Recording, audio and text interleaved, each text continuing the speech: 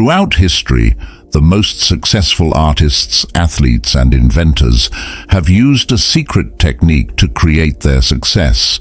And here's the crazy part. There is no difference between you and these great successful people other than they had the ability and knowledge to harness these techniques.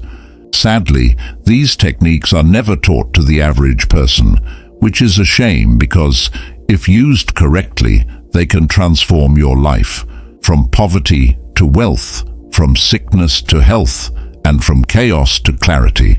Napoleon Hill, the great author of Think and Grow Rich, said, "The greatest sin of all mankind was to neglect to use this greatest asset." He believed that if you use this asset, you will have everything you want in abundance. He didn't say within reason, he said everything in abundance. Now I know that sounds like a lot, but stick with me here, and I promise to walk you step by step through how to use this secret technique to get everything you want in your life. And no, it's not magic or wishful thinking. It's more like tuning your mind to the right station. Think about this. If you want to change the channel on your TV, you adjust the frequency. If you want to change the station on your radio, you do the same thing. Well, your mind works in a similar way. Your mind is like an electromagnet. Once you charge it with a clear image of what you want, you shift your frequency, you change your channel, and then you magnetize your desires to you. It's like the difference between chasing a butterfly and having the butterfly land on your shoulder. You don't have to chase after it anymore. It starts to chase you. This isn't just the law of attraction. It's called the law of assumption, a concept popularized by Neville Goddard. He said, "Assume the feeling of the wish fulfilled and continue therein, and the universe has no choice but to harden your assumption into present fact." Think about that. Goddard didn't say to just believe in your dreams. He said to believe your dreams in. Don't broadcast what you want. Simply assume you already have it. This subtle shift will create what's known as the déjà vu effect. You rehearse a situation successfully in your mind, and when it finally happens in reality, it feels like, "Oh, I've already been here before." But here's the thing, this isn't some inborn superpower reserved for the lucky few. It's a skill, like learning to play the guitar or cook a new recipe. And just like any skill, it can be learned and honed. You have the power to learn it too. So how do you get started? I'll show you exactly how by the end of this talk. But first, let's take a look at a few remarkable people who mastered this technique. Let's start with Aristotle, who said, "The soul cannot dream without pictures." What a profound idea. Or Vincent van Gogh, who said, "I dream about my painting and then I paint my dream." He didn't just wish for inspiration, he lived in his dream first, and then he brought it to life. The legendary Walt Disney, on his deathbed, was asked by a reporter how he felt knowing he would never see Epcot completed. Disney looked at the reporter and said, "You don't get it. If I don't see it, you'll never see it." Disney had already seen every frame of his creation in his mind before a single brick was laid. Or take Roger Bannister, the first man to break the 4-minute mile, a feat that was thought impossible.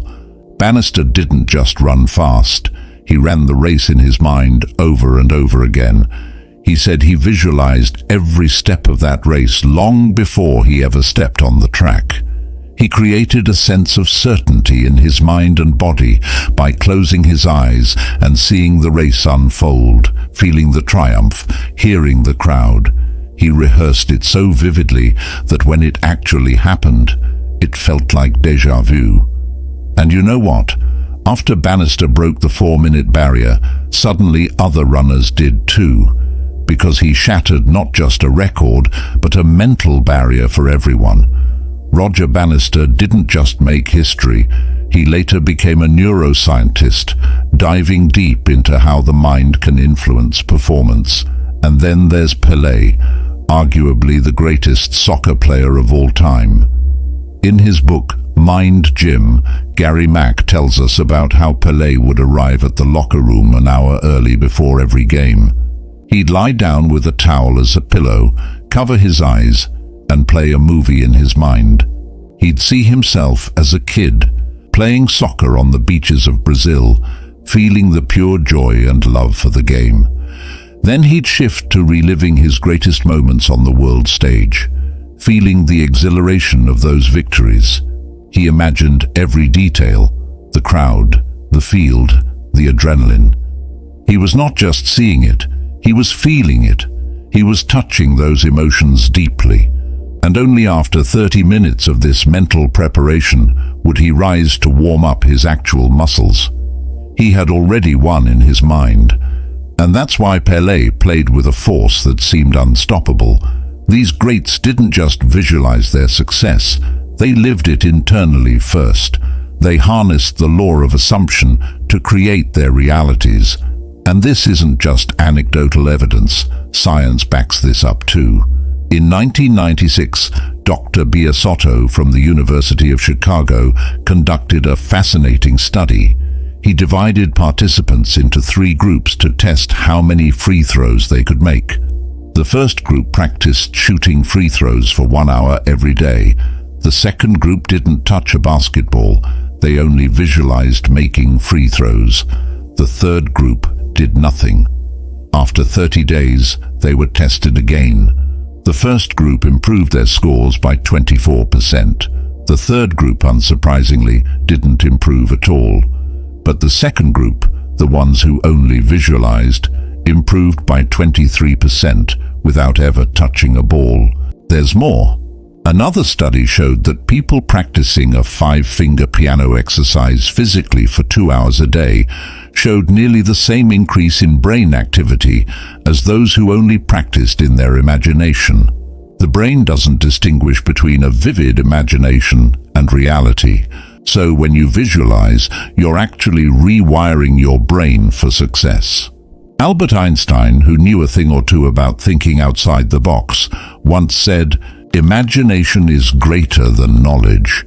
In another study, scientists had participants imagine flexing their biceps as hard as they could 5 times a week. In just a few weeks, their bicep strength increased by nearly 14% without ever lifting a weight. Your mind, when directed properly, becomes a tool of profound transformation. This is why so many athletes, artists, and even business leaders swear by visualization. They aren't just daydreaming, they are rehearsing for their futures. They are making those neural connections stronger and stronger until their minds and bodies can't tell the difference between imagination and reality. They are practicing their success in a mental gym before they ever step into the real world. So, how can you use this technique in your own life? Here's the part you've been waiting for: how to create your success through visualization. This isn't about just closing your eyes and wishing for things. It's about creating a vivid, sensory-rich movie in your mind and living in it as though it's already real. Set aside 10 minutes a day. Sit in a chair or lie down, whatever makes you comfortable. Start with something simple. Picture your favorite flower, a car you love, or a place that brings you peace. Imagine it in detail, the colors, the textures, the smells.